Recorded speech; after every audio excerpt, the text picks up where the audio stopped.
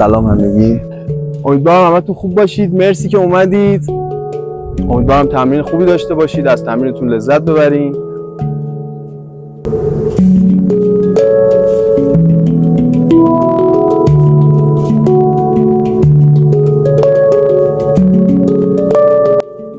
خم به جلو 90 درجه نگه.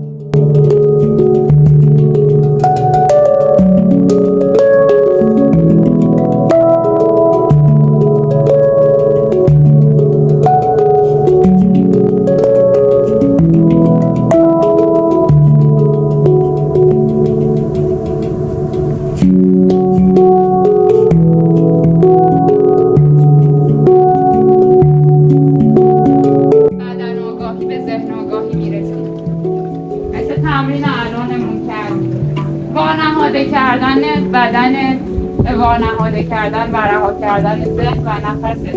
با بازدم سرتو خم کن سمت دسته و هر موقع راحت بودی میتونی چشمتو باز کنی و تمرینتو تموم. نماسته. مرسی از همه بچه‌ها. برای خودتون یه دست بزنید.